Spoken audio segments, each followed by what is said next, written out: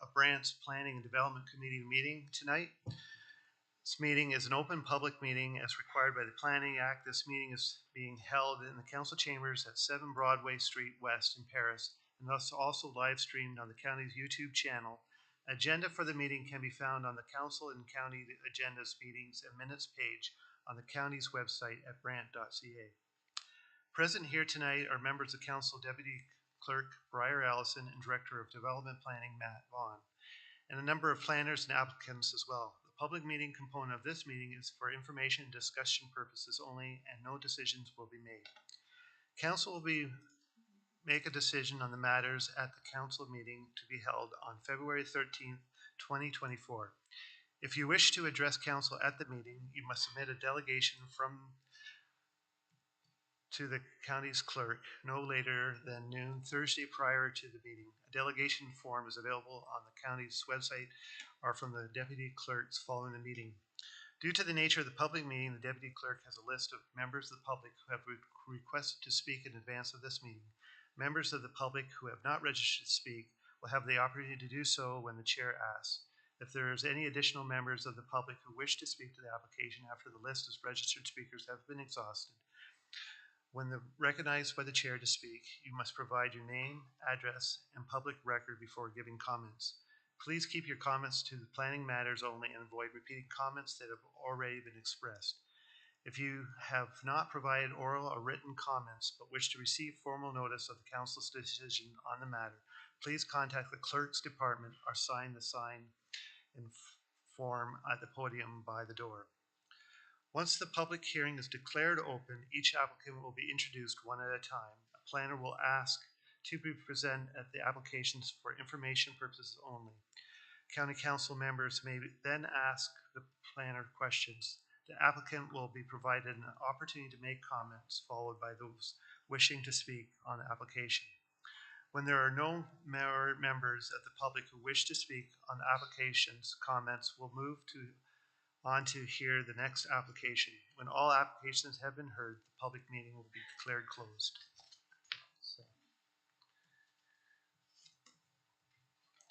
So if we could have a motion to approve the agenda. Okay. Moved by Councillor Coleman and seconded by Councillor Miller. All those in favor? Passed. Is there any declaration of pecuniary interests? Okay. Seeing none. We don't have any delegations, petitions. Okay. Councillor Christine Garneau and Councillor Kyle have indicated they will be absent tonight, so they've sent their regrets. So the attendance has been taken. Adoption of the minutes from the previous meeting. Is there anybody? Moved by Councillor Pierce, second by Councillor Oakley. All those in favor? Passed. Business arising from the minutes. Is there any? Okay, seeing none. So public hearing under Section 11 of the County of Brant Telecommunications Protocol, C2323HH 162 4th Concession, Burford. And if we could have the planner come forward and make a presentation on that, we'll declare the public meeting open.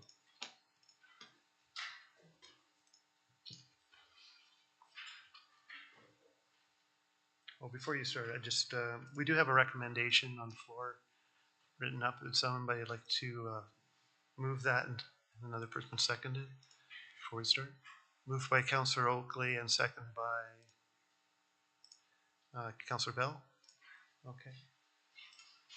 So if you'd like to go back forward. Good evening. I am presenting telecommunication tower application CT3-23-HH for 162 4th Concession Road. Staff are providing information to be received that Forbes Bros Inc. has completed consultation with the County of Brant and the public, and that the telecommunication tower as proposed at 162 4th Concession Road is in accordance with the preferred location guidelines at the Communication Tower and Communication Antenna Preferred Location Protocol.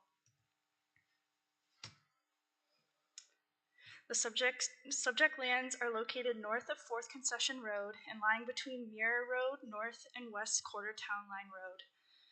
The subject lands have a frontage of approximately 533 meters and a lot area of approximately 40 hectares. The subject lands are located within the agricultural zone, which contains agricultural operations in the surrounding area. The subject lands are designated agriculture and natural heritage in the zoning bylaw 6116 and in the official plan.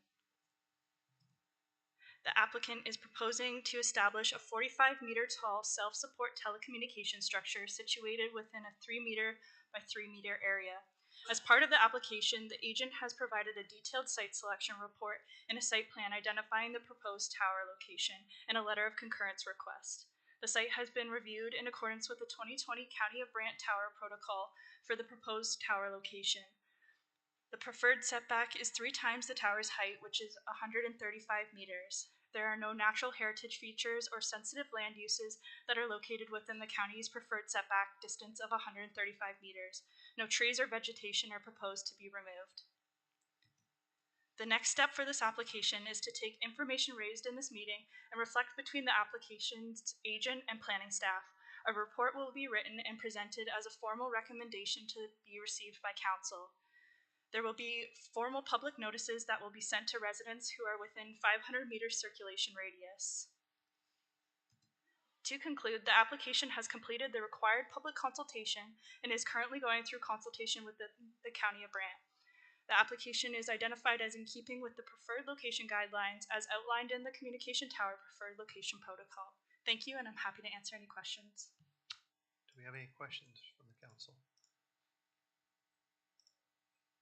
Okay, I don't see any questions. Well, thank you very much for your presentation.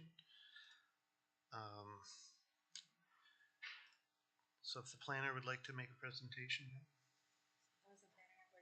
I mean the agent of it. Yeah. So okay, so we have Jacqueline Johnson on the line to speak. Yeah, I'm online, and I really don't have too much to add to what Haley's already said. But I am happy to take any questions if there may be some. Do we have any questions from council? Well, makes it simple, so no questions. We can open it up to the public for the first. Is there any questions from the public? Asking the first time. Going to ask the second time. Is there any questions from the public? So, and the final time, is there any questions from the public regarding this application? Okay, seeing no questions from the public, we'll close this portion of the meeting. Move to the next step. So we have a recommendation that's been moved and seconded to forward this to staff for a further report to come to council. All those in favor? Okay. It is passed.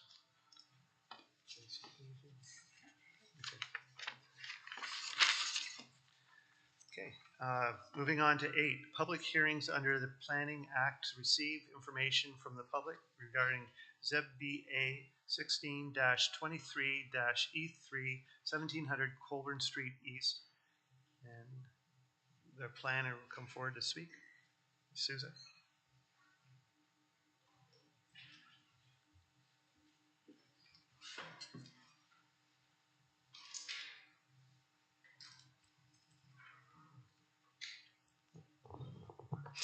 Good evening, committee members. This evening I will be presenting zoning bylaw amendment application ZBA 16-23-ES for 1760 Colborne Street East.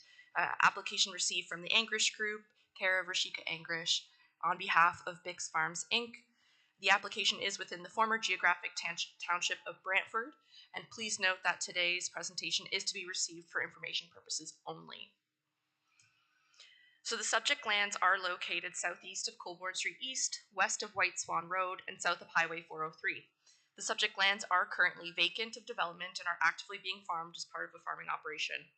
The subject lands are slightly irregular in shape with a lot area of 25.6 hectares, or approximately 65 acres, and a frontage of 450 meters on Colborne Street East, and approximately 580 meters along White Swan Road.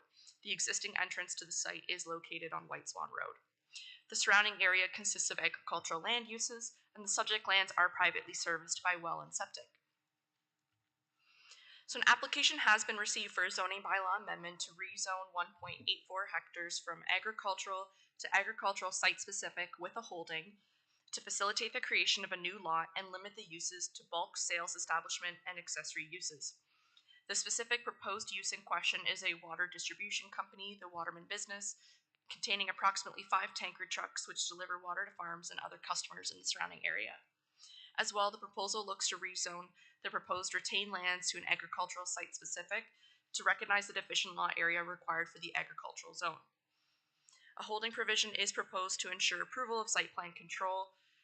Please note that this hold or proposed hold is actually not necessary, as agricultural related uses as proposed or bulk sales establishment are required to go through site plan control under the official plan anyways. Should the request for a rezoning be approved, the applicant is looking to sever the proposed lot and proceed with site plan control to establish the use in the future. Currently, the subject lands are designated agricultural and natural heritage within the County of Brant official plan and zoned agricultural and natural heritage within the zoning bylaw 61-16. To date, one public comment has been received as part of the public circulation.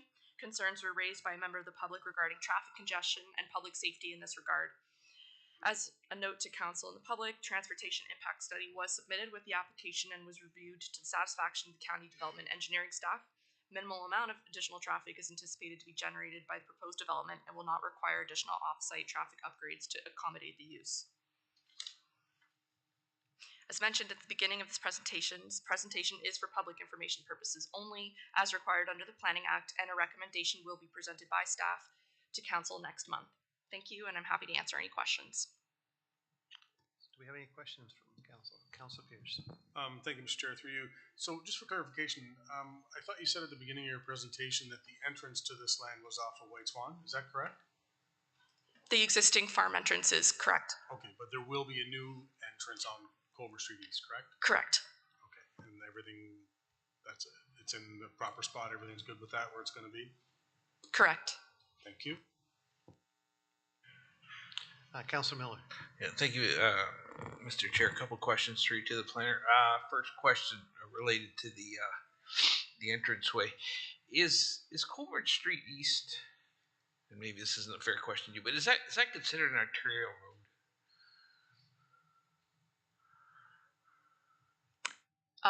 Through the chair, I'm not sure. We would have to look into that. It doesn't have to be answered today, but I'm just wondering, are we, I think through our official plan, through our transportation master plan, we're trying to keep the arterial roads arterial. I'm just, if you know where I'm going with that, and I don't know if it would be better to keep the entranceway on White Swan Road, but if you could give me an answer to that, I appreciate it. Second question, can you explain to me, I think I know why, but can you explain why there's no official plan amendment required for this? Through the chair, so the applicants are proposing that this use is related to agriculture or under what provincial policy in the official plan and zoning bylaw refer to as an agriculture related use, arguing that it benefits local farm operations. So if it is presented in that way, then we would permit that use on the property under the agricultural designation. Okay, and if down the road in 2 years' time it's that it goes through, it's just the way it is, I guess. But right now it's being presented as its agricultural use. Okay, thank you. Councilor Coleman. Thank you, Mr. Chair. So it's going to be a bulk delivery of water. Is this correct? Through the chair, that is correct.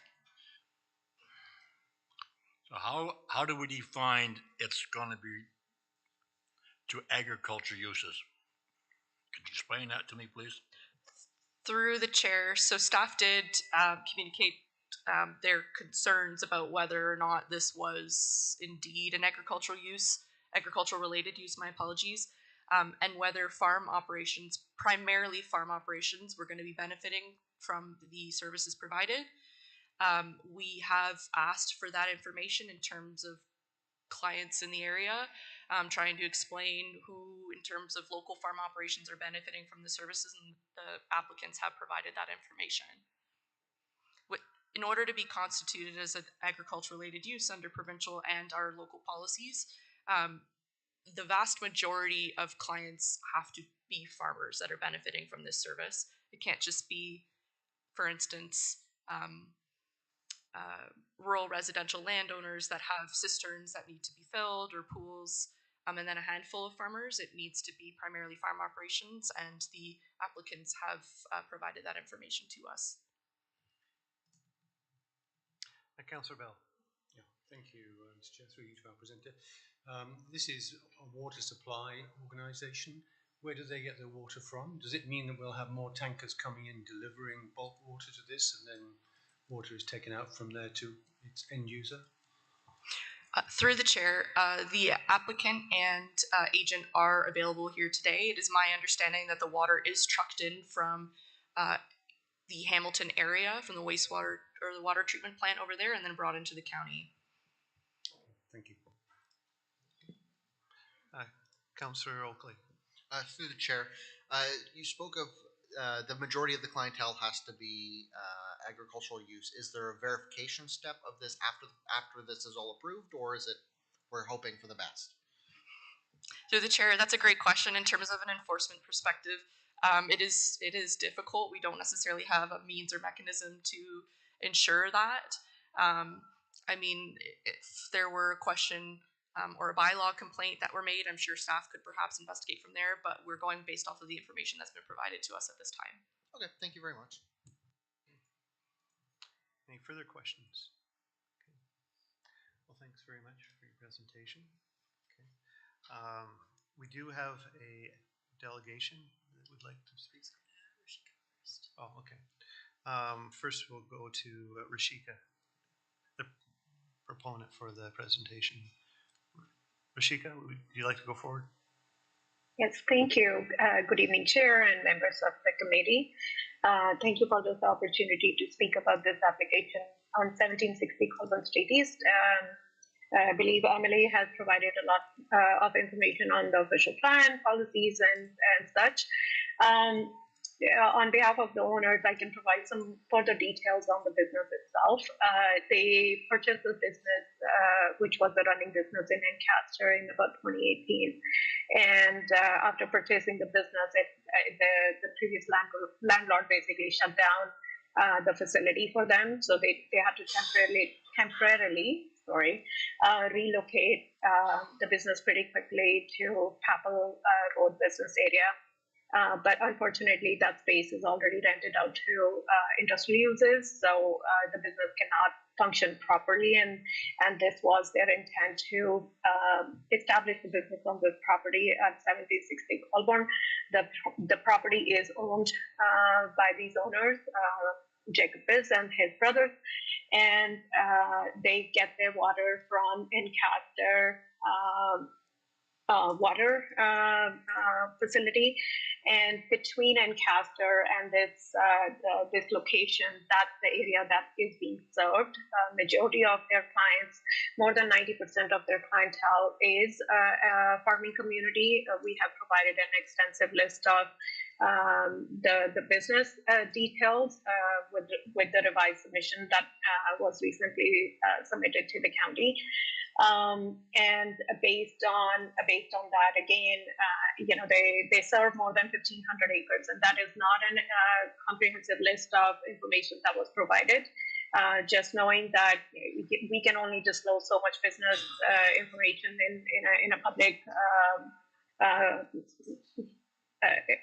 process.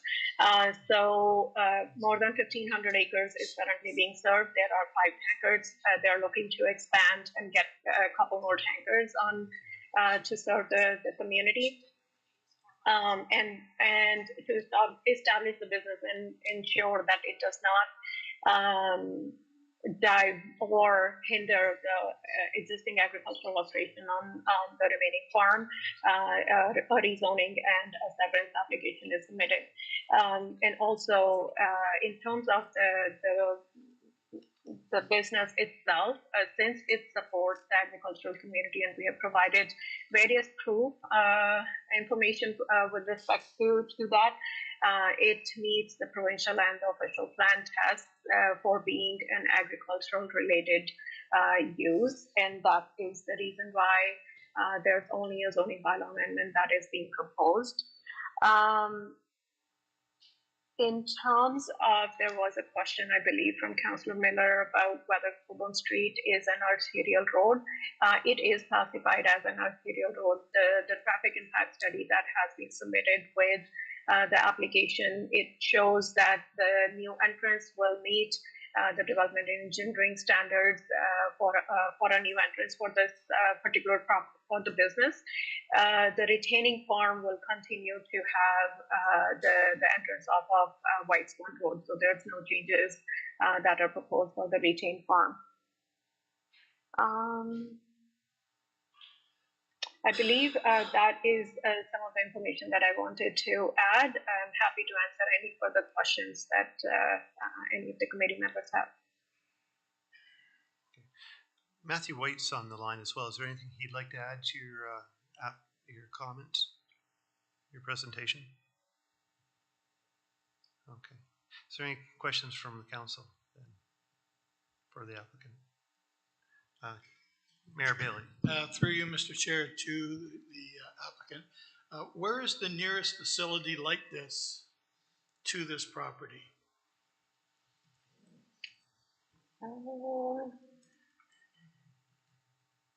Through you, Chair, I am unaware of where the nearest facility is, but we can certainly provide that information prior to the next meeting.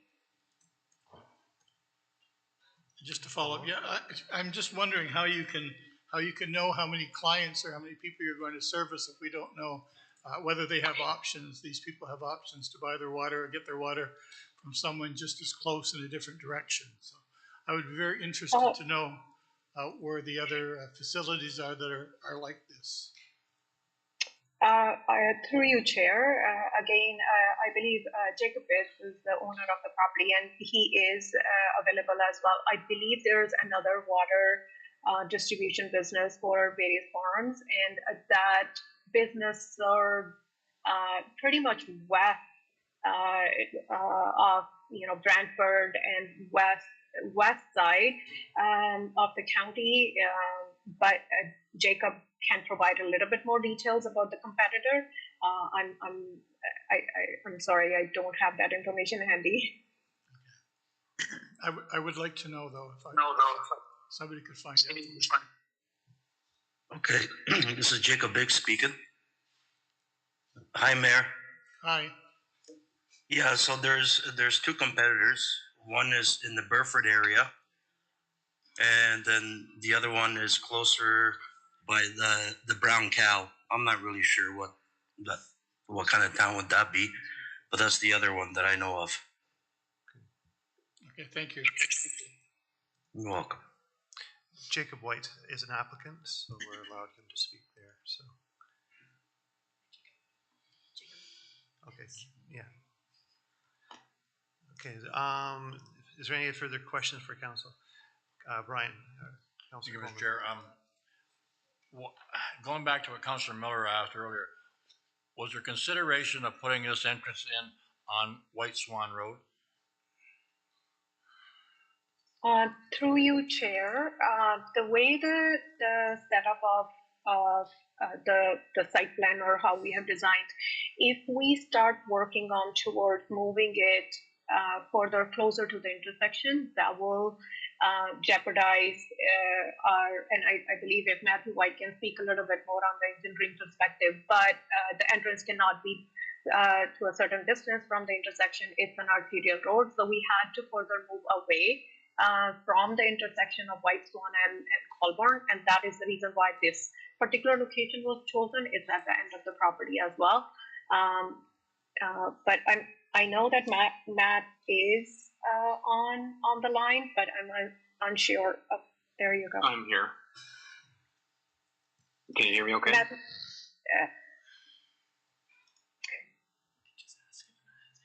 Yes, if you can please add to the particular location and the traffic impacts, that would be great, ma'am.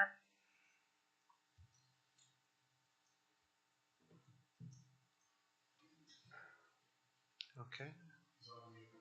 You're on mute, Matt. Good, great. Sorry about that. Can you hear me okay now? Yeah, we can hear you now. Yeah, sorry. Thank you, Rashika, for that intro. That's more or less the case. It's trying to keep it as far away from that intersection as possible, down towards the other end of the property. Further down White Swan Road is where we get closer to that natural heritage area. So this was the preferred location as far as usability and distance from the intersection, but that's really where that decision was made.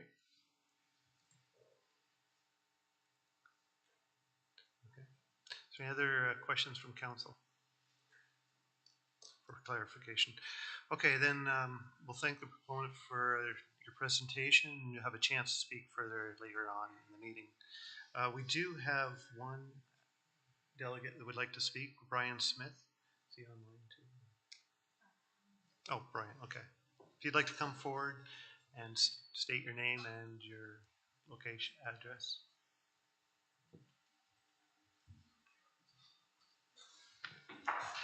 Thank you very much, Mr. Chair, Mr. Mayor, councilors. I'm Brian Smith. I live at 1756 Colburn Street East, which is directly across from where the proposal is going to, the proposal for the severance is. I have a variety of concerns. The major one is the sheer volume of traffic that goes through there. Just west of the proposed severance parcel is Snowblend Farm Equipment, and that is an extremely busy area which has tractors pulling dual grain wagons, tractor trailer trucks in tandem source, turning left in there, which is a very dangerous situation because there is no left-hand turning lane in there. And it proposes a lot of questionable safe operations in that area. Also in that immediate area is the Brant Mushroom Farm, which has two driveways. And they have one main driveway, but that is going constantly from 6 in the morning till 9 at night. And there's a lot of cars that go in there. There's trucks that go in there. There's transports that actually pull right out into the highway and back into the mushroom farm. It's extremely congested. So my situation and going with this is that there's no turning lane for Snowblend, which is a problem. There's no turning lane for a bulk sales establishment, which I think would just create a terribly unsafe situation. Now, I did hear earlier that there was a study done, and they felt that it would be okay. I somehow question it, but I'm not a professional at that. But I do notice safety. Certain situations there when there's bulk volumes of traffic is the Wessex place. They up the road, they do have a turning lane, and even further up the road is the Circle Square Ranch. They also had to put in a turning lane to make it a safe and comfortable driving area, which kind of leads me to another thing. The speed limit on that road is 80 kilometers an hour. I don't mean to be funny, but good luck if you drive 80 kilometers an hour on that road. They'll run over you. I just am concerned about the volume of traffic that would be going in and out of the proposed bulk carrying area, combined with the Snowblin grain area, and in conjunction with the mushroom farm. As I mentioned, I live directly across the road, and if I'm coming from the west going towards the east, I turn in the passing lane, and it's a little bit of a knoll. There's always somebody creeping up on you, and you have to really rush to make the left-hand turn. So that added traffic with a trucking company makes it very difficult to accept a situation like this.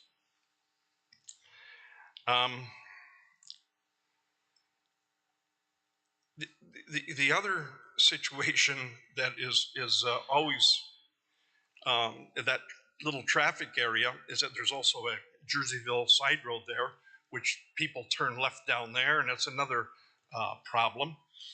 People turning left are rear-ended. And then there's the situation of the use of the White Swan Road. I mean, starting Friday night, that road becomes an expressway in the sense that everybody's heading to get their cigarettes and their gasoline down that road to head for the reservation. I've seen so many people lined up at that left turning lane to turn left into the onto the White Swan Road that they don't stop, or they stop and they're in the passing lane, but they will keep going and make a U-turn right in front of my property. It just creates another very dangerous situation. As a matter of fact, just 2 weeks ago, a car did exactly what I said. He knocked off the neighbor's mailboxes. He drove into the side of my driveway, took out a big chunk of dirt, landed up in the hydro pole there.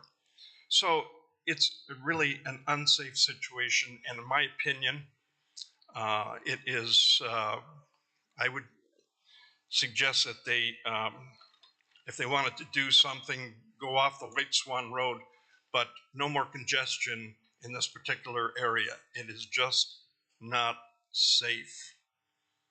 Thank you very much. I appreciate your time. Is there any questions? Seeing no questions, well, thank you very much for your presentation. Thank you very much. I'm going to ask the first time if there's any people who would like to speak to this application from the public. Would you like to come forward, state your name and your address, please?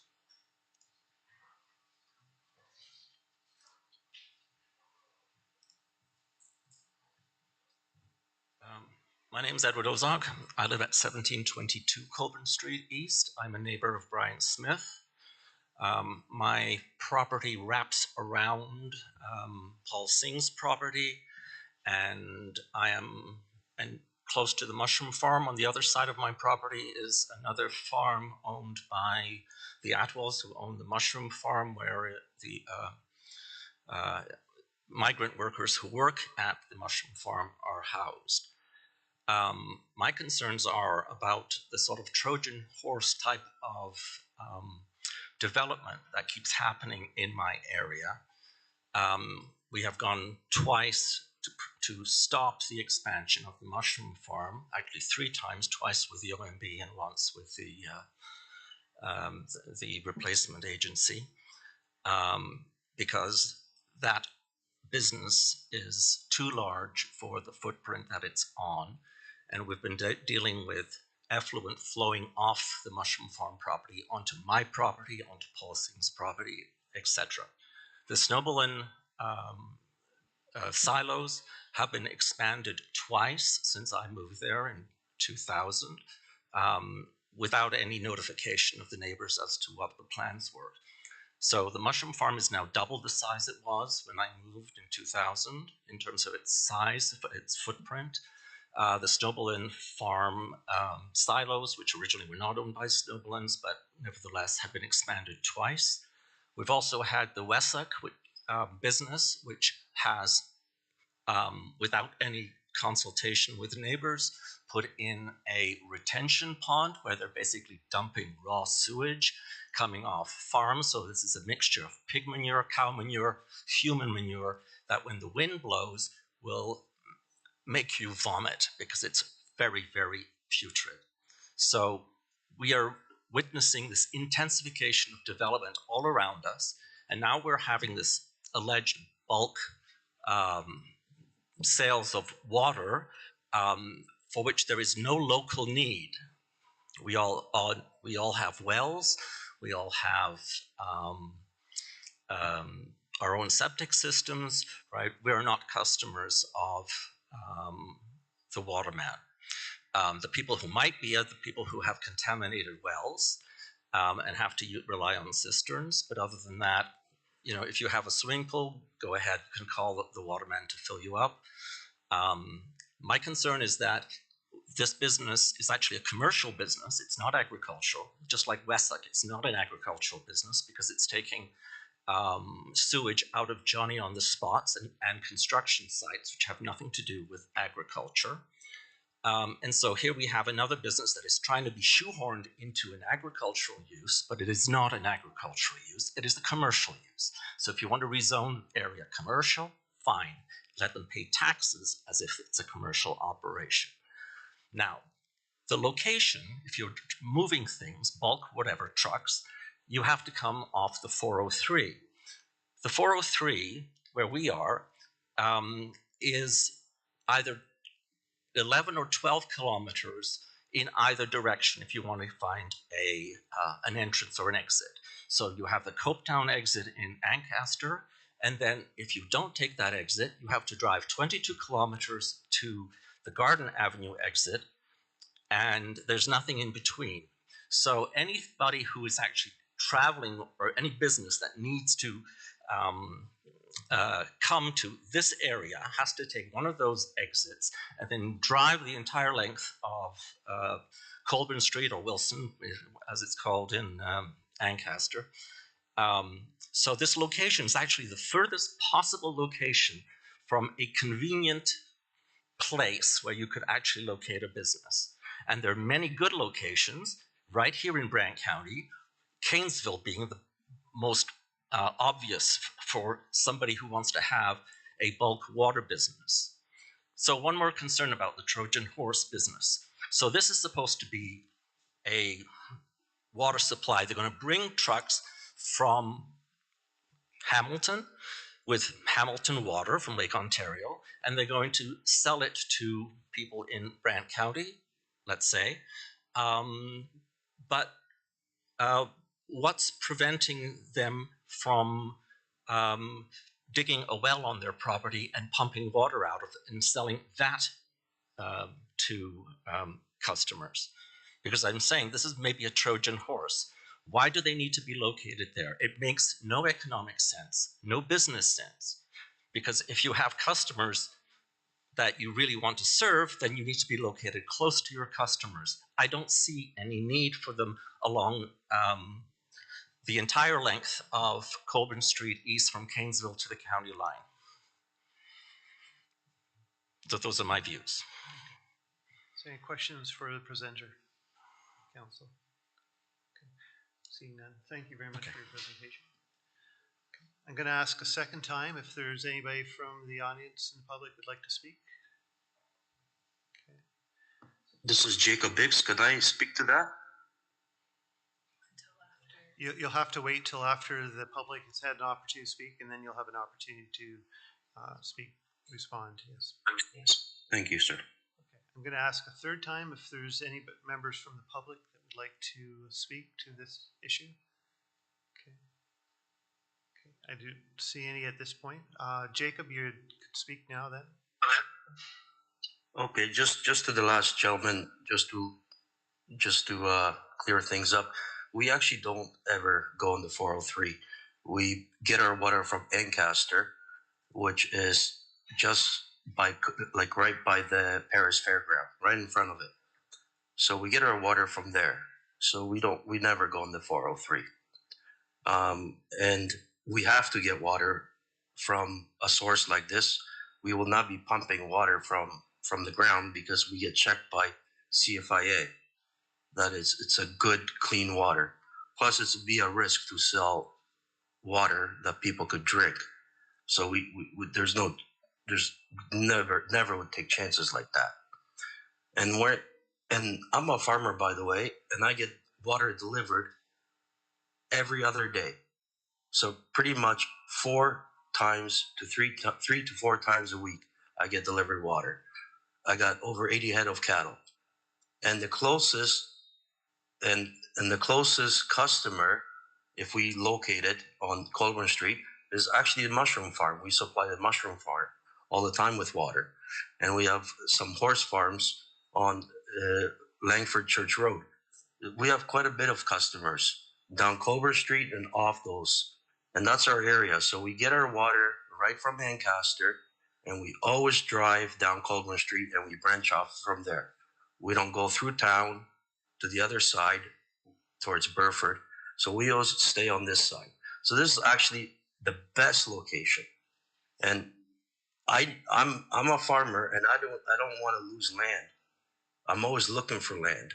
So me taking that out, it's not ideal, but that is the best place I can have my business, to support the farms, to do less traffic, less pollution, because that's our area. It's the central area. So that's all I want to say. Thank you. Rashika, would you like to respond further to? Thank you, through you, Chair. Just a couple things on the traffic piece. We have provided a traffic report. The traffic consultant did conclude that no turning lane or anything is warranted. There's only 5 tankers and 5 employees currently, and even if it expands to a couple more employees, it does not warrant any turning lanes. The report is being reviewed by the county, and we are waiting for formal comment from county staff. So we will welcome any kind of feedback from county staff on that piece as well. And in terms of again the business itself, I believe Jacob has provided the details. It actually serves a large number of dairy farms, vegetable farms, horse farms, and such, and it's a very, very small percent of their business. Will look at filling pools and supplying water for that particular residential use, which is a very, very small percentage, and that's only on seasonal basis anyways. So just wanted to reiterate that they are serving the agricultural community throughout, and this is their main area between Ancaster and as what Jacob has also mentioned. I'm happy to answer any more questions if the committee members have. Okay, is there any question? Okay, John.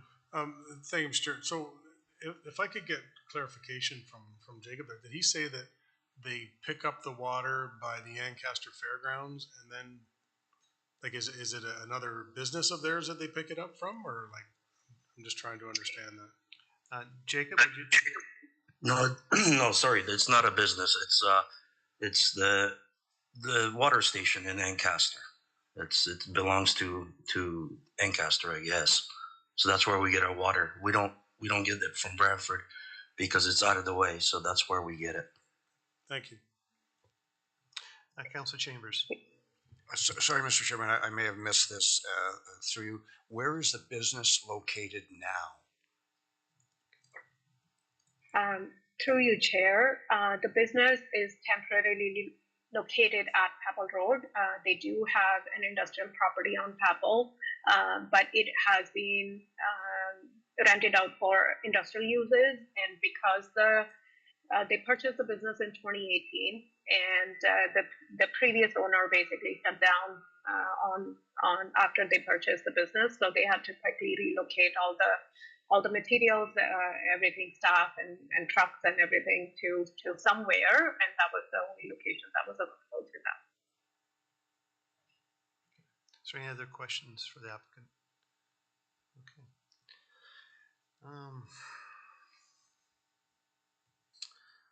So this concludes the public hearing, and we declare the public meeting closed. So we do have a recommendation, and if we could have a mover for the recommendation and a seconder. Did we actually? I think no, we didn't. So moved by Councillor Pierce and seconded by Councillor Oakley. Okay. All those in favor? Okay. So okay, so we have a public hearing for ZBA 23-23E3779 Power Line Road. And Ms. Souza, if you could come talk to that. We do have a recommendation if we could have a mover and a seconder for that one. So moved by Mayor Bailey and seconded by Councillor Bell. And if you would like to make the presentation. Sorry. If you make the presentation.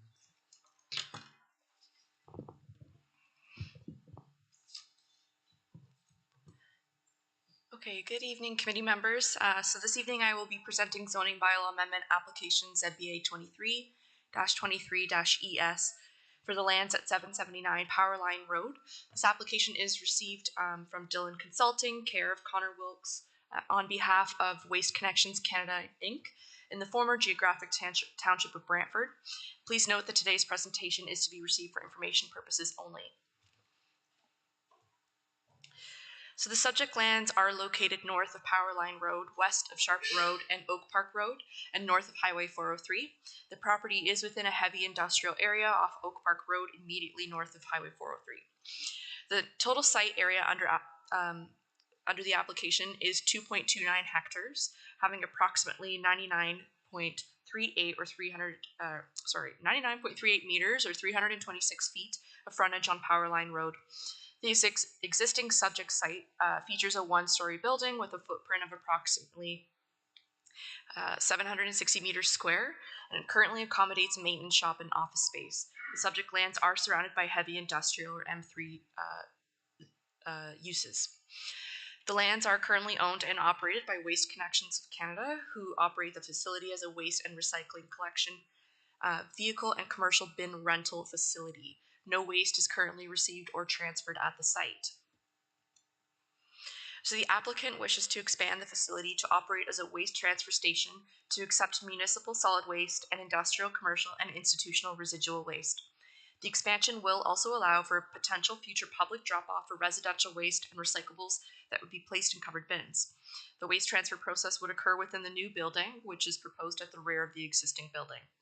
The applicant is requesting that council approve an amendment to the County of Brant zoning bylaw number 61-16 to rezone the site from heavy industrial M3 to a site-specific energy and waste industrial M4-XX. The zoning bylaw amendment is required to permit the proposed development of a waste transfer facility, and the proposed zoning bylaw amendment includes a further request for reduced street setback, reduced interior side yard setback, and reduced landscape open space requirements. The proposed development will conform to the remaining provisions of the M4 zone as outlined in the bylaw. Should the zoning bylaw amendment be approved by the county, the applicant intends to immediately apply for site plan control. So subject lands are designated as employment within the County of Brant official plan and zoned as heavy industrial M3 within the zoning bylaw 61-16. To date, no comments have been received as part of the public circulation, and as mentioned at the beginning of my presentation, this presentation is for public information purposes only as required under the Planning Act, and a recommendation will be presented by staff for a decision by council next month. Thank you, and I'm happy to answer any questions. Councillor Miller. Thank you, Mr. Chair. I3 to the planner. I thought heavy industrial M3 was about the widest you could get, and you could do pretty much anything on it, but I guess I was wrong. What is it specifically about this proposal that we have to go to an M4? I wonder if you could get a little more specific on Through the chair, so currently the M3 zone does provide a wide variety of industrial or employment uses. It does not actually allow for the acceptance of waste. So they are currently, while they are, Waste Connections Canada, they actually just rent out vehicles, containers, etc. And so they're looking to expand to accept and transfer waste, sort it, etc. And the M4 zone permits them to do that. It's not permitted currently in the M3. Councillor Pierce. Thank you, Mr. Chair. I'm not sure if this is the appropriate time, but I'm curious here. So they're looking at, receiving waste from the public, we'll call it, correct? So that could be anybody, citizens of the county, citizens of the city, that's fine, whatever. Where are they going to take it to? Are they going to take it to Biggers? Are they going to take it to Brantford? Because in that sense, I guess it's kind of a double-edged sword. In that sense, we would in essence be, taking city waste to potentially our landfill and vice versa. Like, I'm confused at this. How's that going to work? Through the chair, I don't have the specifics in terms of where the leftover waste will go, but the applicant and agent are on the line today, and so I'm sure they'd be happy to answer that question for you. I look forward to it. Thank you. Any other questions for our planner? Okay. Seeing no. Thank you very much for your presentation.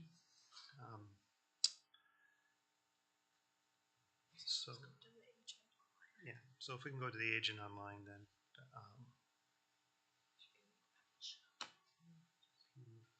everyone hear me? Gary, can you just take down the PowerPoint?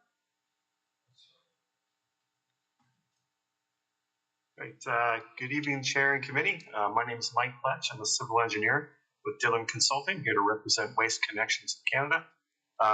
We didn't prepare a separate presentation. Thanks to the planner for providing a good summary. If I could answer, maybe I'll give a high-level explanation first. So what a waste transfer station is that waste is brought to the facility. It is unloaded indoors, so a new building will be constructed as part of the development. There it's just compacted, put onto larger transport trucks, and then taken to its final destination, which would be some type of a landfill or recycling or wherever the destination is. Waste Connections of Canada is a private business, so not necessarily taking waste from the city of Brantford, probably from a variety of customers, and it could go to a variety of destinations. Happy to answer more questions if you have. Any questions for the applicant?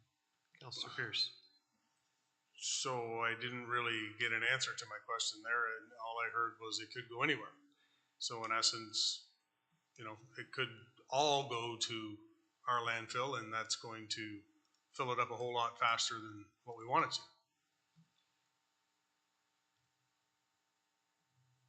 Yeah, through the chair, I don't know the details of where all the waste would go. We do have Julie Wilson on the call from Waste Connections of Canada. I imagine wherever it goes, it would have to follow proper processes. So Julie, can you elaborate at all? Hi, I sure can.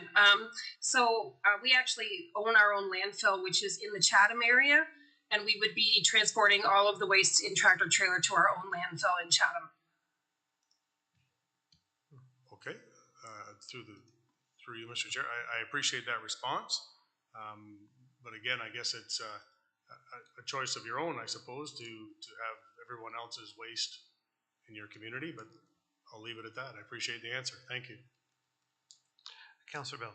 Yeah, thank you, Mr. Chair. Through you two, the folks on the line, what is it that this facility will handle that our Biggers Lane facility would not handle? I'll have to defer to Julie.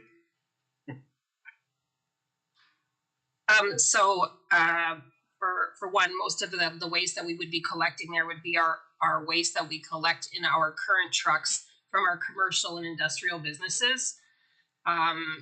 We currently are bringing some of that to the City of Brantford landfill and to a privately owned C&D transfer station on Henry Street called Green Step.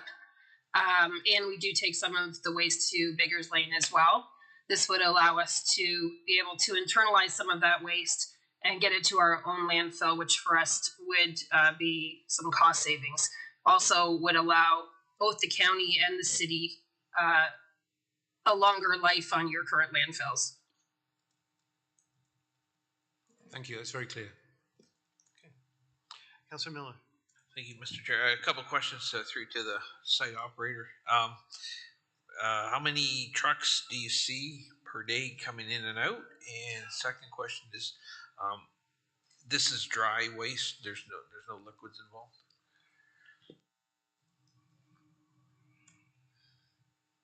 I think I know the answer, Julie, but do you want to answer? Well, currently we have approximately 28 vehicles in our ownership. About 50% of those vehicles right now are doing the curbside collection for the city, so that those current vehicles and that current waste would continue to go to the city of Brantford landfill. It would really just be our commercial vehicles, our roll-off trucks and our front load vehicles that would be bringing the waste into our facility where we would transport it out to our landfill in Chatham. It's hard for me to say, how many vehicles we would get in from the public. There's third-party companies in the area that do the same thing that we do, and we'd be open to taking their waste as well. But our plan is to really only accept waste from within the city of Brantford and the county of Brantford.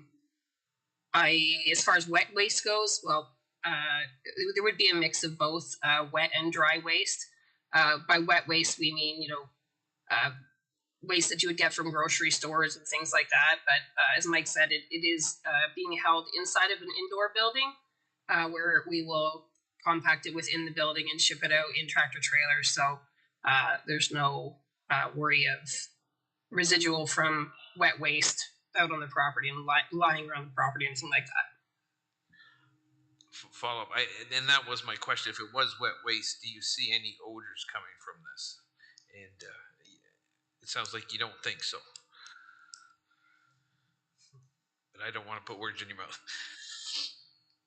Mike, I don't know if you want to speak more to, how the odors are handled in general in transfer stations. That's probably more up your lane. Yeah, absolutely. So there's a separate process for a proponent to have a waste management facility that's handled through the Ministry of Environment. So our client Waste Connections, pending approval from council for rezoning, would apply to the Ministry of Environment. And through that process, it's a permit of sorts where things like odor mitigation, noise, dust, any number of things are specified, and then the operator has to follow those permits, including look at occasional inspections. So that's a separate process handled through the Ministry of Environment. So we usually don't see municipalities or counties duplicate that effort with their own requests. One last question, because that phrase odor mitigation triggers me, and we've dealt a lot with that around this table. If I wanted to go see a similar one, is there one nearby that I could go have a look at? Within the city of Brantford, there actually isn't one that receives wet waste. Just the one on Henry Street that is only construction and demolition material. I also look after our facility in the Kitchener area, and in Kitchener, there's approximately 4 or 5 privately owned transfer stations. So I think Kitchener would be your closest place. Kitchener or Hamilton, where privately owned transfer stations are owned and operated. Okay, thank you very much. Any further questions for the applicant? Okay, so I'm going to declare this portion closed and open up the public meeting portion. I'm going to ask 3 times if there's any questions from the public. I'm asking the first time if there's any questions from the public or comments. I'm going to ask the second time, any questions from the public? And the third time, if there's any comments or questions from the public. Okay. Do you have any further statements from the applicant?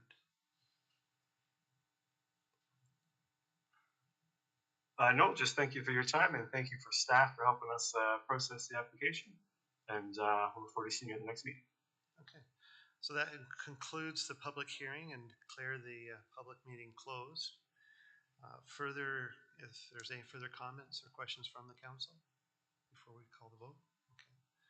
So I will call the vote of the recommendation. All those in favor? Okay. Any opposed? Okay, that is passed. Okay, and that concludes that portion. And we will move on to 9. Any consent items? None.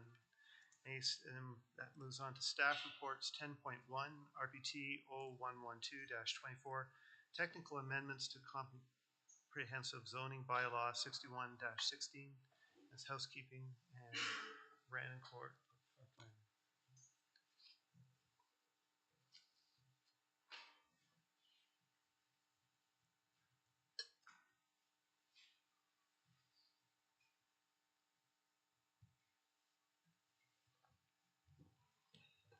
All right, good evening, everyone. For those who don't know me, my name is Brandon Courtleave. I'm a policy planner here with the County of Brant. And one of the things that policy planning does is look after the function of our zoning bylaw. And we regularly come to council with what we call housekeeping amendments, which are little cleanups we make, technical amendments to the zoning bylaw, a county-initiated project just to keep the bylaw very relevant and make sure that the implementation is smooth for our staff and for the public who are utilizing the bylaw to outline how they can develop on their property. So this presentation is for information only. We're kind of initiating this project based on the direction and the recommendation before you tonight. And like I said, it's a county-initiated housekeeping to make some proposed changes. We kind of put those changes, the housekeeping changes, on hold for a little while we were working on the new official plan. But now that that's all done and we're kind of waiting for that still for the approval from the ministry, we thought we would move forward with some more changes that need to be done to the current zoning bylaw. Some kind of easy wins for us to, like I say, keep things relevant and make some beneficial changes. So I'll just summarize some of the changes that are outlined in the report for the benefit of those listening. So one of the key ones that we're proposing is some improvements for parking opportunities.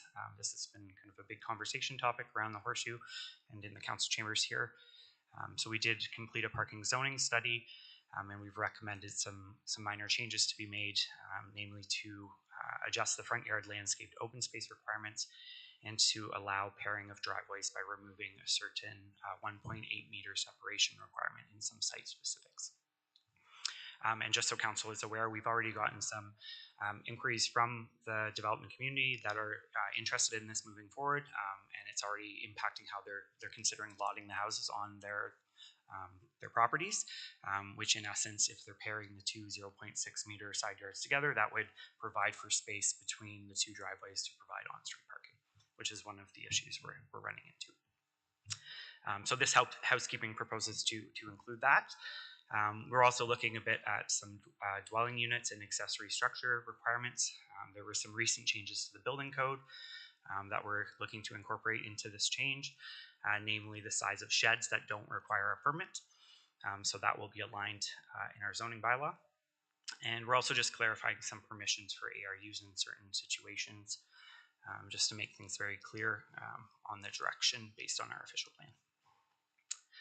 Protecting and prioritizing agriculture. So we're looking at some updates. We did make previous updates in our 6th and 7th housekeeping, which were in line with OMAPRA's guidelines for permitted uses. And we're just looking at making some tweaks, again, during this housekeeping to keep that direction moving forward and protect our agricultural land. Our home-based business pilot project. So based on the delay with the official plan and our expectations for a new zoning bylaw, we're just proposing, again, to extend this for another 2 years.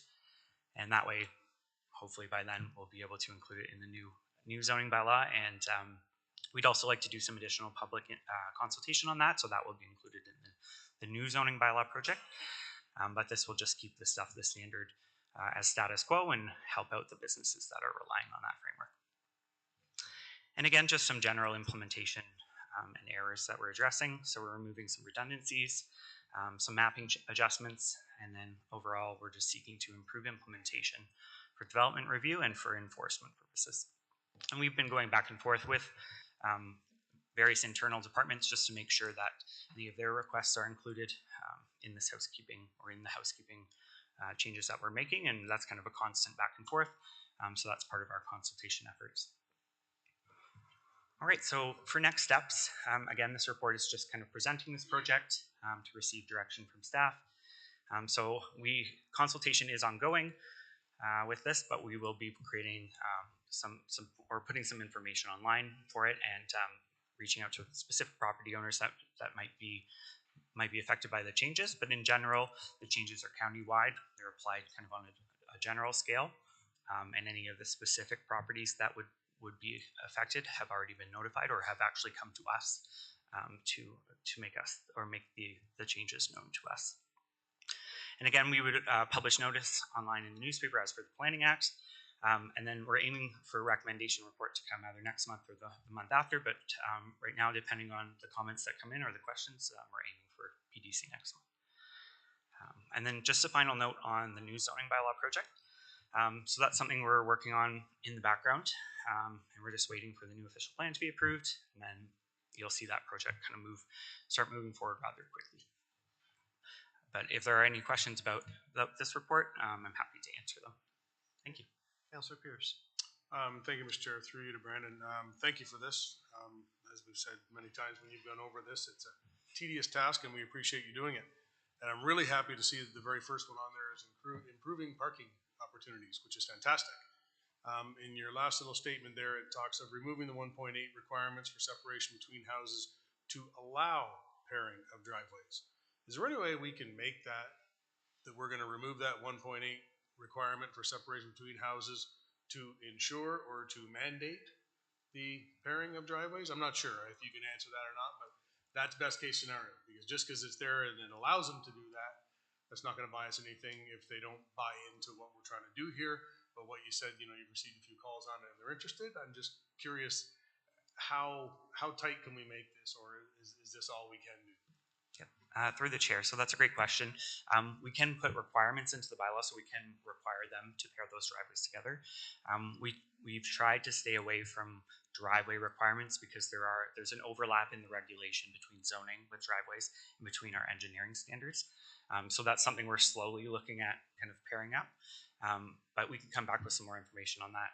We can have a good look at it for the housekeeping, and just kind of, I guess, in consideration of removing that from certain site specifics. We do have to be careful what we adjust in site specific zoning, because they have come forward to council. They've asked for that specifically and we've granted that. So to make those changes, it's a bit tricky, but we can have those conversations with the developers and see if they're willing to do that. Perfect, thank you. And then on the final one, improving implementation and addressing errors. That's great to see that as well with what we just went through on Scenic Drive, and we hope that this will resolve any issues in the future for that. So again, thank you. Any other? Councillor Bell. Yeah, thank you, Mr. Chair. Through you to Brandon. The home-based business pilot project, I'm pleased to see that you're extending that. Are there any other issues that we need to think about extensions for? And one that comes to mind, I don't know whether the time is running out or not, is Shady Acres. Shady Acres? Shady Acres, the trailer park where we gave them a 3-year temporary blessing to operate year-round. We're not going to run into difficulties in time there, are we? Through the chair, I'm not too sure when the expiry date is for that, but we are actively working with them to make sure that things are being done in accordance with their temporary zoning, and our new official plan sets up a new framework for those parks so that we can acknowledge those permanencies. So that we're in a bit of a limbo, but we are working with them specifically as well, just to make sure things match. We're not going to find them in limbo. No, we aren't. Councillor Oakley. Through you to Brandon. Speaking of the official plan, have we heard anything since the holidays have ended in regards to our official plan? And when we do hear back in terms of the zoning bylaw process, is that a 3-month, 6-month, 9-month, 12-month process so that we can get more affordable housing? Great questions. Through the chair. So we haven't heard anything new about the official plan. We're assuming it's on the minister's desk, or at least close, somewhere in the pile. We have bets going about when it's going to be approved. Hopefully it's soon. but of course, if we hear anything else, we'll be the first to know. And with respect to the new zoning bylaw project, we have a year after the approval of the official plan to complete that.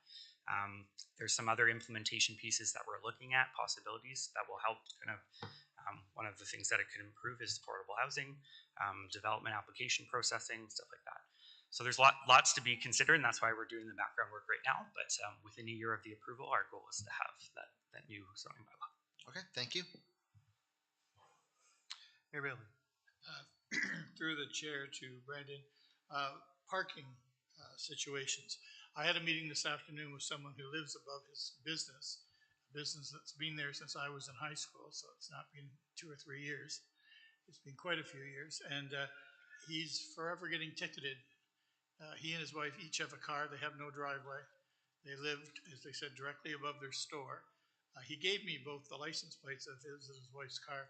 And there is 24-hour parking. He told me that in parking lots around downtown Paris and St. George and Burford.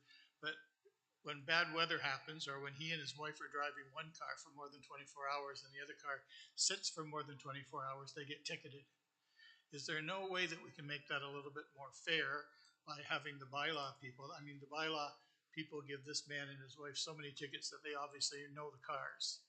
So they know, really, they shouldn't. I would think that the nice thing to do would know that those people live there and not give them a ticket every time the car's parked for 25 hours instead of 24 hours. Is there any way that we can legislate something that seems fair to people that live above their stores and have for over 30 years and are still getting tickets?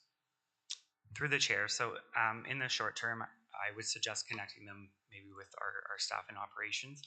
They do have a program where they look at properties that don't have driveways, and there isn't a kind of permitting process in the county to acknowledge that. There's actually going to be a report, I believe it's at the Administration Operations Committee coming up from Greg Bergeron that will speak a bit more to that, but that might be the first step in that particular case, and we are, of course, looking at those options, especially with the new official plan promoting mixed use and live work opportunities. Parking is definitely something we'll have to keep on the menu.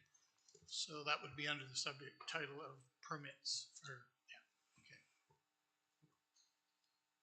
Councilor Miller. Thank you, Mr. Chair. Through to Brandon. Brandon, I just want to ask you about farming operations.